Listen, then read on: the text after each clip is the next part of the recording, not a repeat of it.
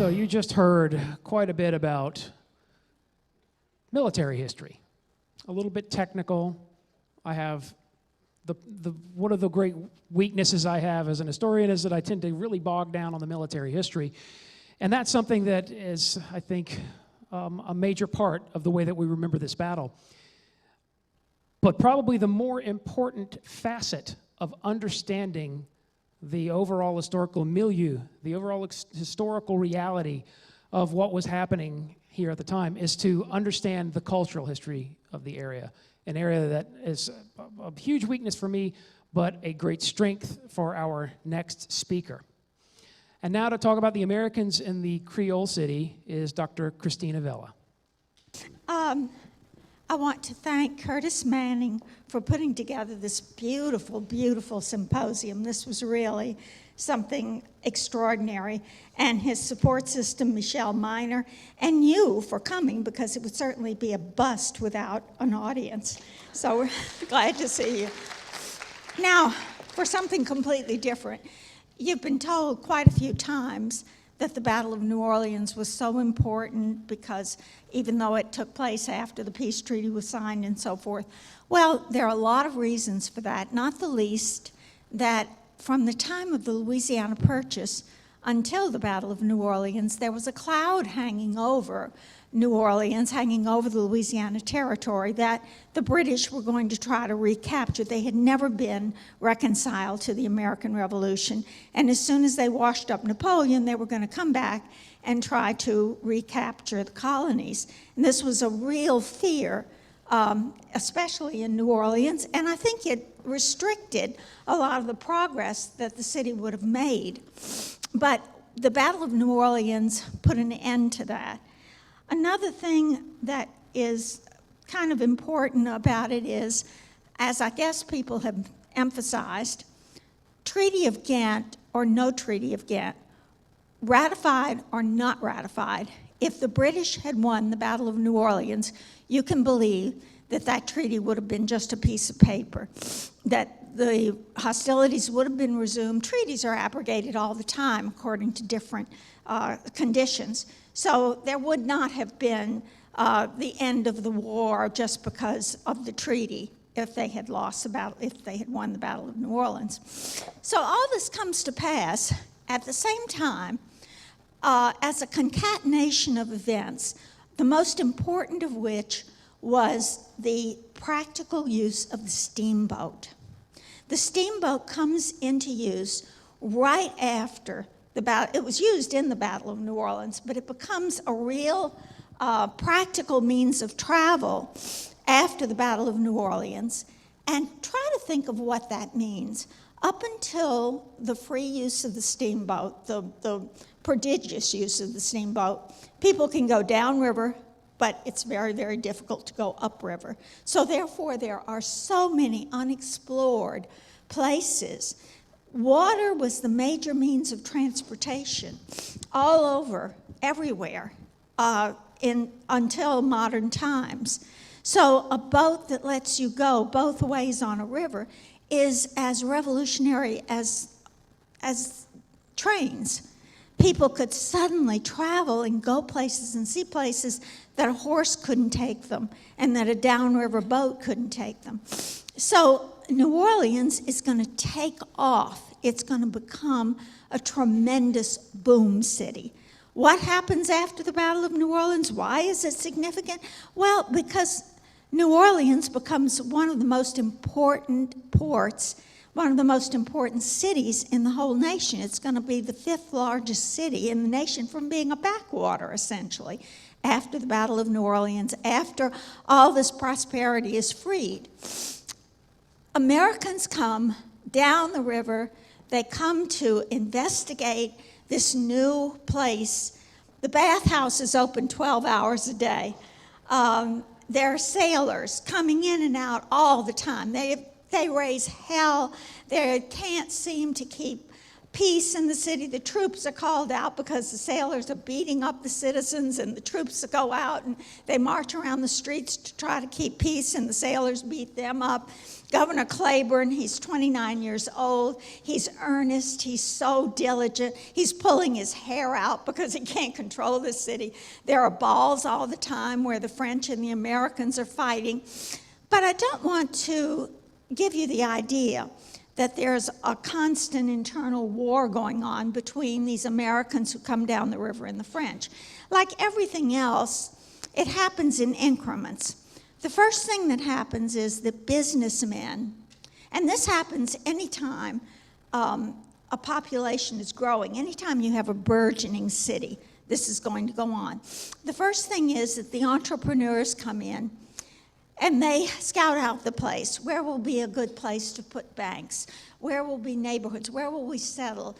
Will this be a good business opportunity for us? So these businessmen come in, and they kind of surprise the Creoles. You know, of course, that a Creole is basically someone who was born in the colonies, was born in this country, whose ancestors were French or Spanish or some other. There were black Creoles, white Creoles, people born here, not necessarily black or white. So the Creoles are kind of surprised because their exposure to these Americans has been pretty much rough crewed sailors and flatboatmen and things like that. But with the steamboat, they begin to get a more refined entrepreneurial class. These people come in, they set up their businesses, and then the first thing they need are laborers. They need stevedores, they need laborers to build the buildings and so forth. And so all of these American laborers come in. They're, of course, a much lower class. They flood the city. And then the laborers need teachers, they need dentists, they need doctors, they need lawyers. So grocers, shoemakers. So all of these people, tradespeople, and then professional people come in to serve this laboring class. And after they're here 10 or 12 years, they begin to want bookstores and theaters and art museums and music, concert halls and orchestras. And so then the arts come in, and pretty soon you have a community that has all of the elements of a thriving city. And that's what happens with New Orleans. The Creoles are ambivalent about it all. On one hand, they love the prosperity. They love the fact that suddenly you can take a day's excursion on a steamboat to Amite and have lunch in Amite. Nobody's ever seen Amite before except the people who live there. I mean, this is a big deal to them. They get to have a lot of fun going on. They can go to Niagara Falls in 2 weeks and come back by means of these steamboats. And there are excursions everywhere. It's like the cruise phenomenon now that everybody you know goes on cruises. Well, everybody was taking these steamboat trips to the Gulf Coast just to have lunch and come back because they'd never been there before. It was too hard to go. So on one hand, they like all of the emoluments of prosperity. On the other hand, they have a couple of ambivalences about it. Number one is that they had feared all along that if the British or the French had taken back New Orleans, they were going to abrogate slavery. They knew that there was a live abolitionist movement in Britain. They were less aware that there was certainly an abolitionist movement in Massachusetts, in the United States. But they comforted themselves. They didn't think too deeply about it, frankly. They were kind of oblivious to American opinion on the subject. But they were aware that Andrew Jackson and Thomas Jefferson and most of the presidents had lots of slaves, and so they somehow didn't feel that they were in danger of losing their slaves. So in that sense, they were glad to see the Americans rather than somebody else. But they also didn't like their culture being swamped, which is what happened. The Americans could not, there were too many of them to amalgamate into the French culture. They couldn't absorb them the way they had the Spanish. Don't forget that the Spanish had been in New Orleans for 40 years, and they had married the French women, and they had allowed themselves to be amalgamated so that it was a predominantly French culture, even though the Spanish put everything here that was worth having. But they couldn't do that with the Americans because they were flooding in. There were just simply too many of them. What did the Americans do? Well, the real estate had already been taken up by the French Quarter. They were firmly established. They moved across Canal Street to what we call the Faubourg Saint-Mary, Faubourg Saint-Marie. And they started building American architecture, neoclassical architecture, all those beautiful houses that are sort of Greek. I say sort of Greek because they began to adapt it to Creole habits too, and to the weather. But they built an entirely different architecture. They started putting up banks, a workhouse, stock exchange buildings. They made it a real commercial area and very distinct from the French Quarter. Now, there's a stupid myth that they wouldn't cross Canal Street and they didn't have any intercourse with the French people and so forth. That's just nonsense. Do we go to Metairie when we have to? Of course. Do the Metairie people come here? Of course. Do we know people from Metairie? Yes. Do we socialize with them? No, we're in different neighborhoods. You don't often have dinner parties where most of the people are from Metairie and only 2 or 3 are from St. Bernard. That's just the way people are. We segregate into neighborhoods. But certainly, even though there's a certain amount of jovial tension between the parishes, it would be ridiculous to say that we don't do business with Metairie. My God, what would we do if we didn't do business with Metairie? What would they do if they didn't do business with us? And it was very much the same way with the Americans and the French. The French were Catholic. They were rather lax they were strictly Catholic. They didn't dream of converting to Protestantism.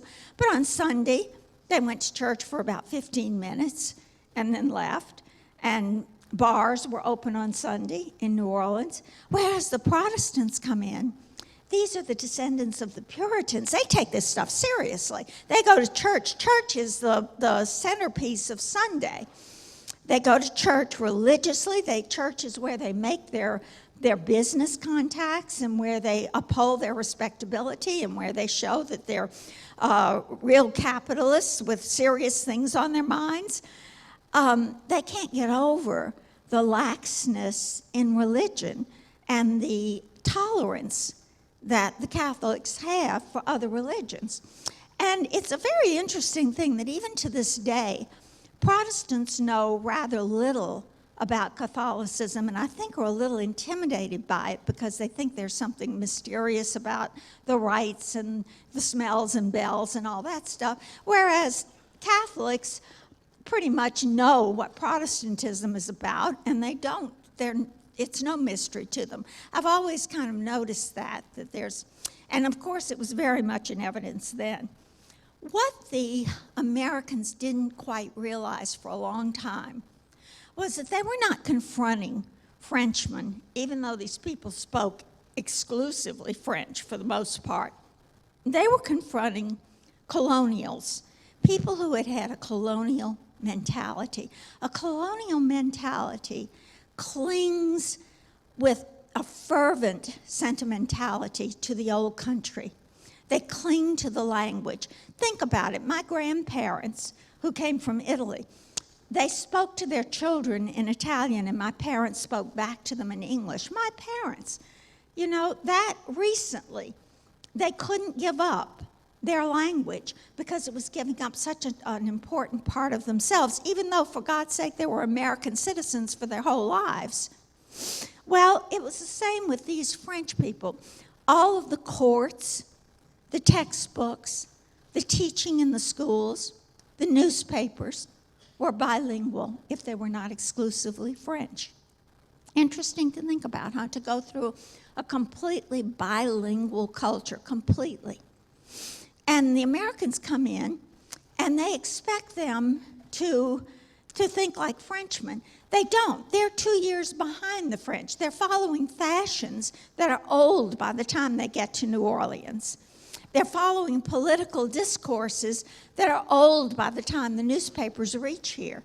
But they take those things much more seriously than they take what's going on in the American Senate, because they're hanging on to this French heritage. And it becomes a real disadvantage for them in business with the Americans. Because, for example, business is one of the ways you really do see this confrontation between the Americans and the French, and the Creoles. I should say Creoles because there are plenty of Spanish Creoles as well as French. The Creoles started business early in the morning, which may surprise you since they're so lax about many things. But they were in their offices and they were cooking by 8 o'clock in the morning. The Americans did not. On the other hand, they distrusted something that was kind of a novelty, printed contracts. They wrote their own contracts. And oh, they're so much fun to read because they wrote them in their own vernacular with their own bad grammar sometimes, and they throw in all kinds of insults to the other party. I mean, they're just, it's like listening to somebody who would write his own will without the help of a lawyer and just say anything he wanted to about his relatives and things like that. These contracts are just such a hoot, but they wrote them in their own handwriting. And you see rather complicated contracts that you would think would have to have a lot of professionalism about them. They're just as homey as anything. They're written by the people who were concerned with them. The Creoles kept their money in a box, an iron box somewhere in a corner. The Americans were appalled by that.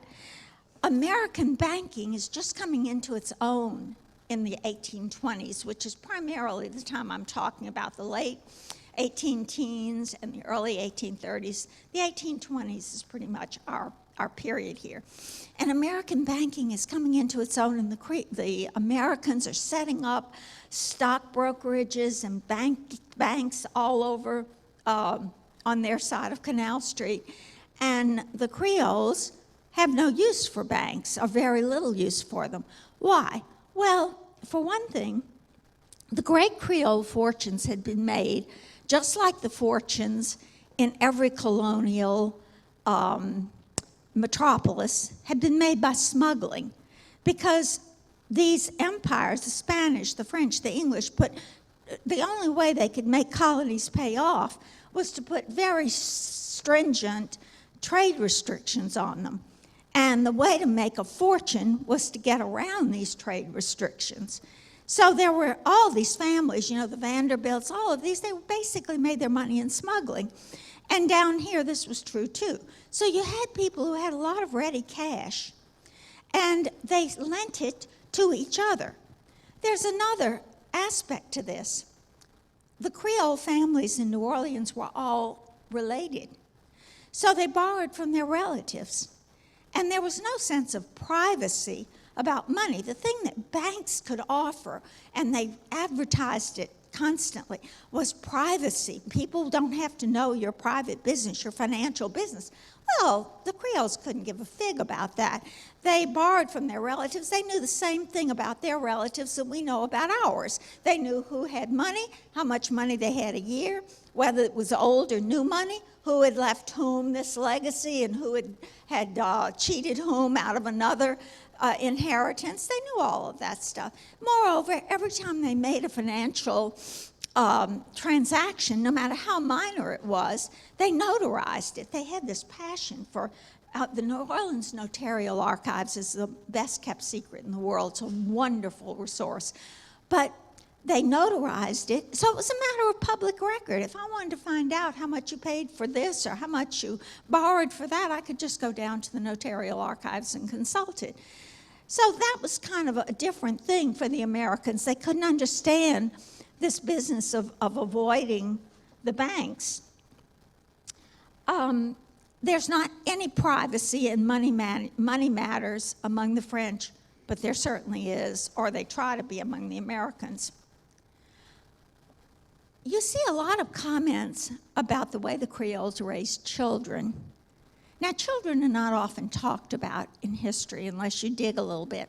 But if you read lots of letters, this is where you really come up against the fabric of people's lives, because people don't talk about the economic situation in the country. They talk about what they did yesterday, what their kids are doing, the problems they're having with their families, that sort of thing. So what letters reveal is that the Creoles spoil their kids absolutely rotten. They were indulged in every way.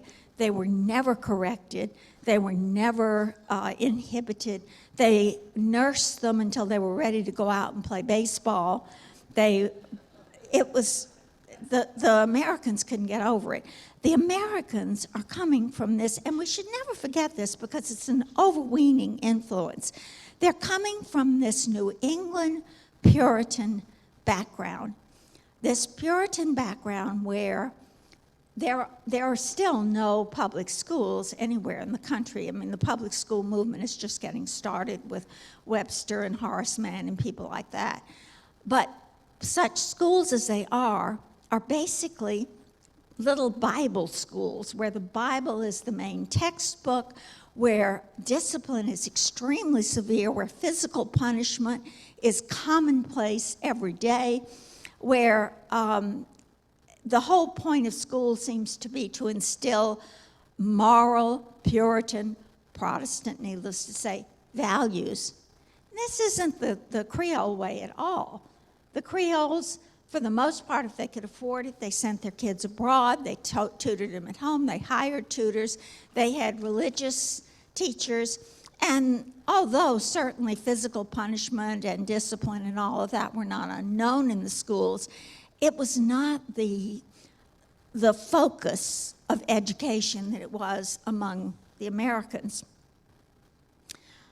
American kids, and Creoles too for that matter, poor French Creoles, were apprenticed. Generally they went to school till about 10 or 12, and then they were apprenticed to someone for a period that could range from 3 years to about 15 years in extreme cases. I'm not going to go into these apprentice contracts, but it's very interesting to me that we talk about slavery, slavery, slavery all the time, but apprenticeships were actually just as common. And you read these apprentice contracts where people gave their children over, let's say, to a printer. And the child who is 10 years old is going to stay there 3 years. He's going to learn printing. He will live with the people. He'll be given meat and soap and allowed to visit his family once a month. And he'll learn the trade. Perhaps he'll learn to read and write if that's in the contract. If he runs away ahead of time, the parents will owe the master so much money unless he's brought back. I mean, it's a very interesting thing because it was so pervasive. Almost all orphans, all free orphans, wound up in apprentice situations, and hundreds and thousands of kids, this was their way into adulthood, and yet you never hear anything about it.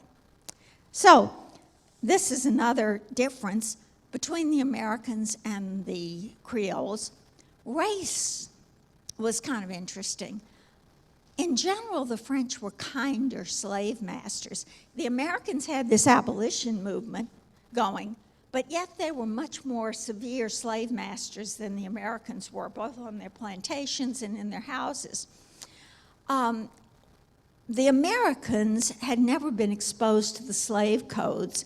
The French had, and as a matter of tradition, even though it was no longer law, they did things like they refrained from selling children under 10 away from their mothers. Well, that doesn't sound like a big deal to us. It sounds like that's still pretty cruel to take a kid of 10 and then sell it. But it was better than what they were doing in other countries. So in general, I think the French, I'm certain of it, the French were much kinder slave masters. Another thing that really tickles you is reading the American reaction to the quadroon concubines.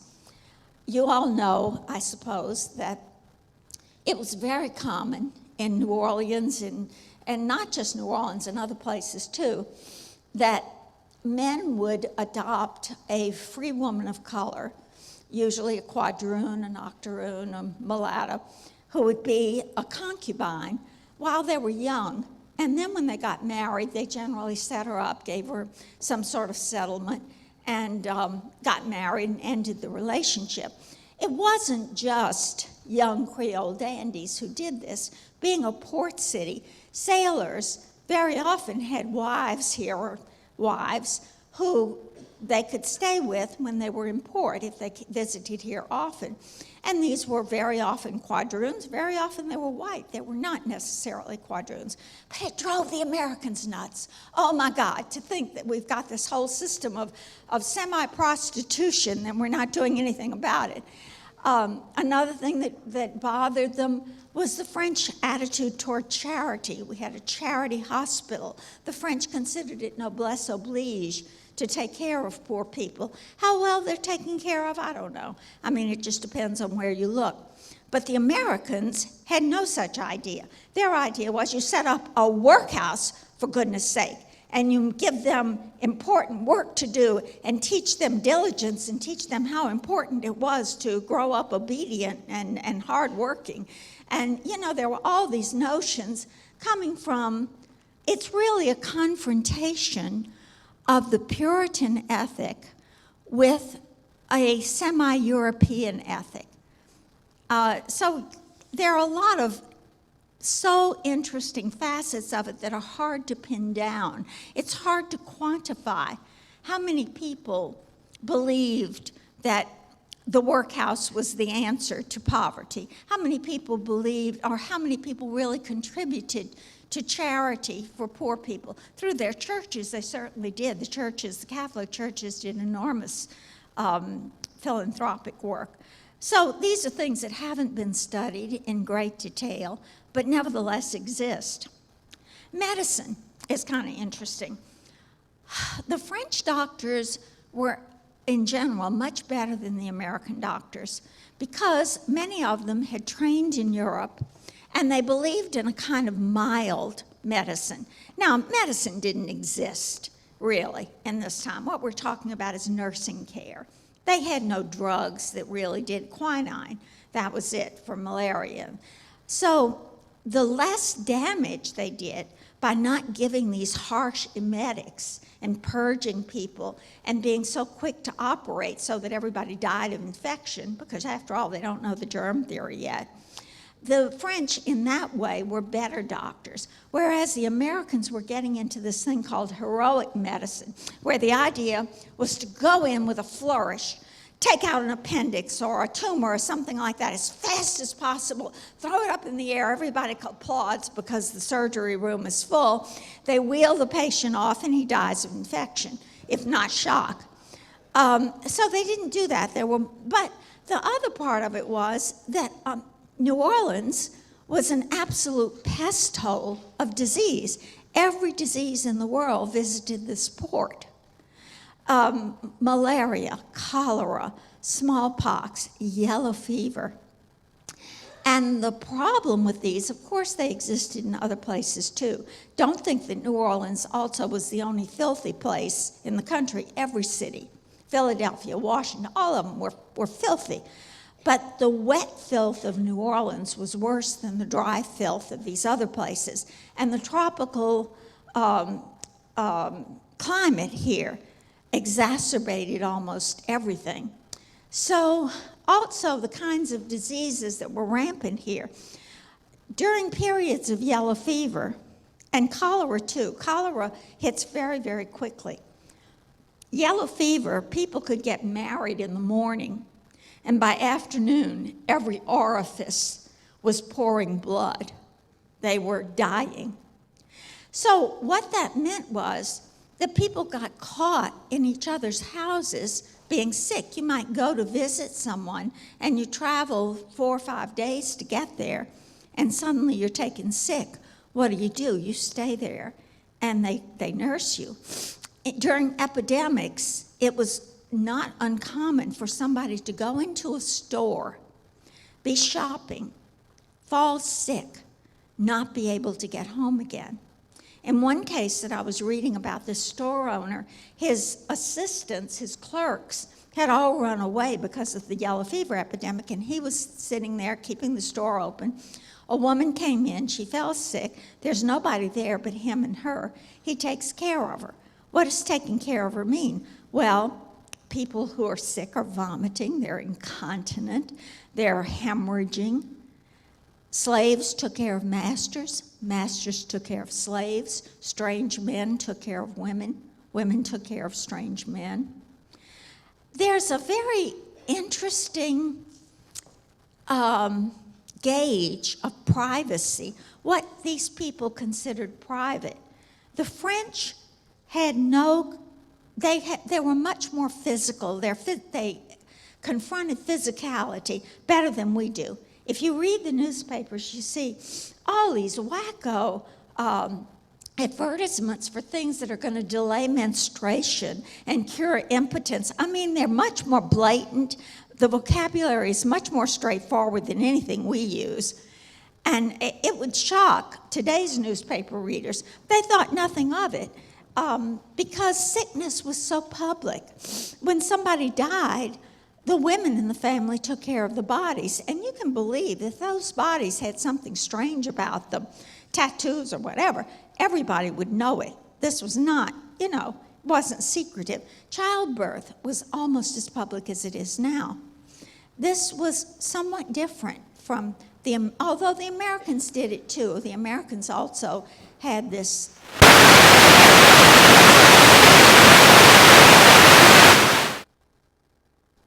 Is that the battle?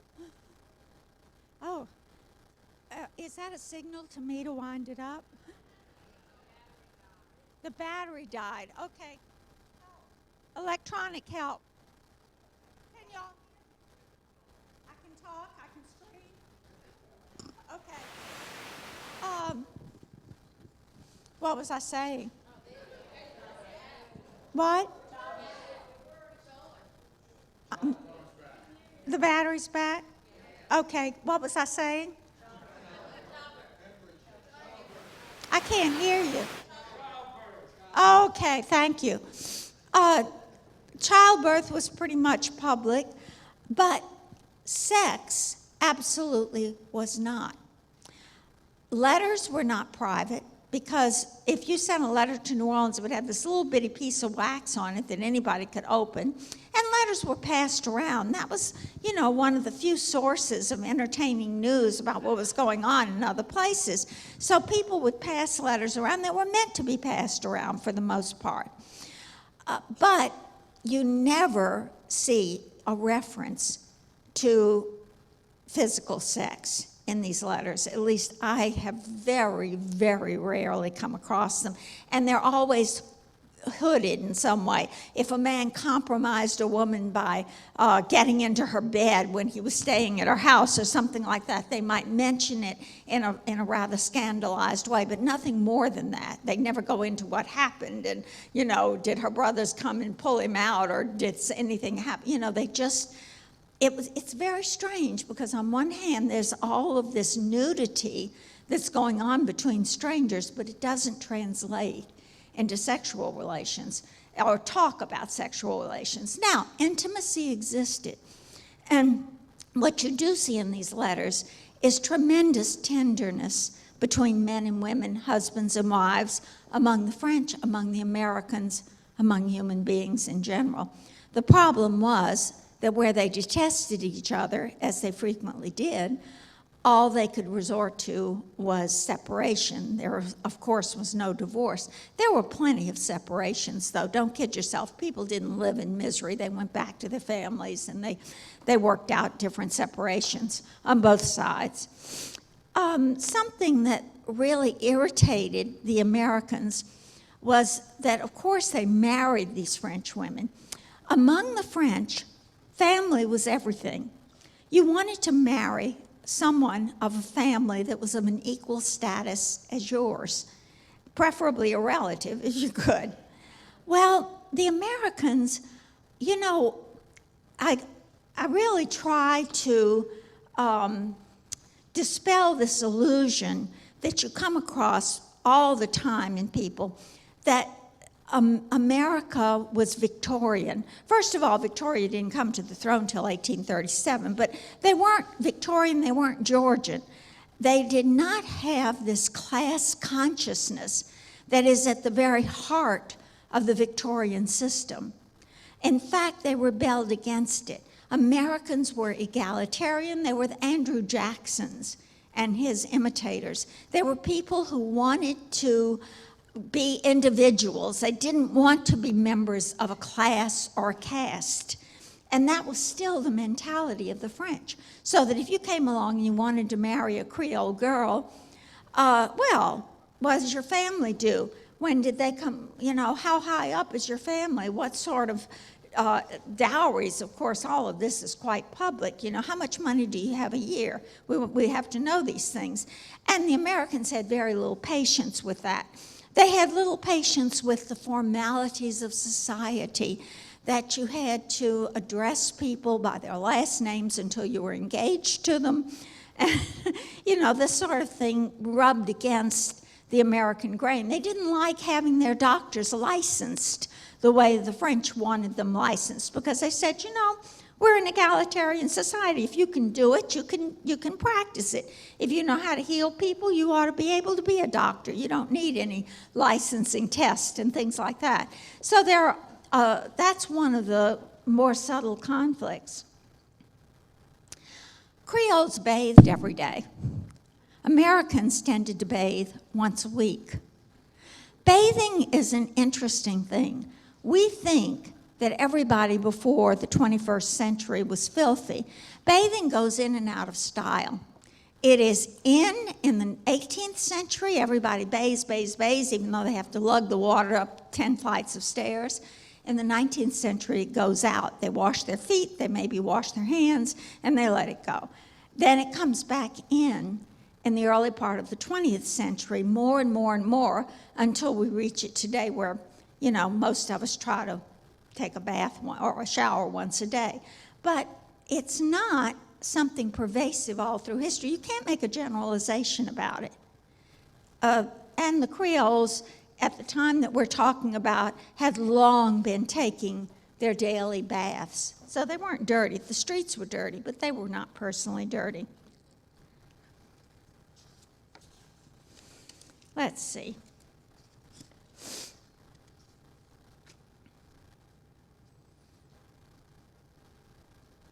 I guess one of the things that probably we can close on, because it probably touched all of the Creoles and all of the Americans who had any social connections, was the habits of visiting. You didn't do anybody a favor in those days by receiving them in your home. Unlike us, we think, well, we had dinner for so-and-so, or they came over for coffee, or they visited us, you know, now we did something nice. They owe us. We've entertained them. Now they owe us an invitation. Isn't that kind of what you think? It wasn't that way, because to visit somebody, you had to hitch up a horse, you had to get a carriage together, you had to go across town in maybe bad weather, expose yourself to the weather, and pay a call. And usually, the kinds of people who were doing this visiting had at least one servant. Everybody tried to have a servant, no matter how poor they were. And the servant would serve the tea and plump up the sofa pillows. So you didn't do anybody a favor by receiving them. If they paid you a call, then you owed them a call back. So there's a great deal of this kind of visiting, much more in houses than in public places, because in the 1820s, there were not so many restaurants or public places to meet people, certainly not for women. And what went on in these visits? Well, usually you were served some very simple refreshment, nothing elaborate. You stayed 15 or 20 minutes. When did you go? Well, you knew that most people were receiving in the afternoons between about 2 and 5. You wouldn't go later than 5. You wouldn't go much earlier than noon. And you could announce that you were planning to visit them because there was pretty good mail service, but you didn't have to. Just paying a call was perfectly okay, normal, unannounced. Why was there so much visiting? Well, because industrialization and the establishment of offices to serve it had not completely penetrated America, and certainly not New Orleans. So consequently, there's an awful lot of business that's going on without offices. There are people who are coming and they're talking about stock deals, and they're talking about different real estate developments and drainage that's going to take place over here in this real estate. All this kind of thing is going on in between the chit-chat. And there are plenty of deals that are concluded by people who never have an office, do not have an office, but are nevertheless businessmen. So those are some of the interesting aspects, interesting to me anyway, about what happens when the Americans meet the Creoles. One thing I do want to emphasize to you is that you frequently hear, oh, we're the most exciting place in the world because no place else in America did they have all these strains of French and Spanish and black and all this rich culture. That's baloney. They had it all over.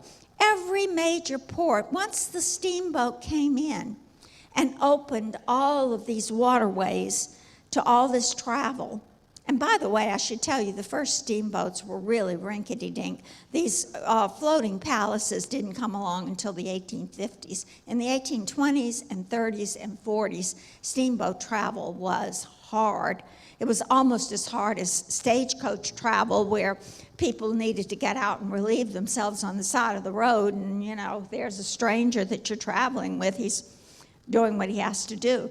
As I say, the physicality of these times would shock us.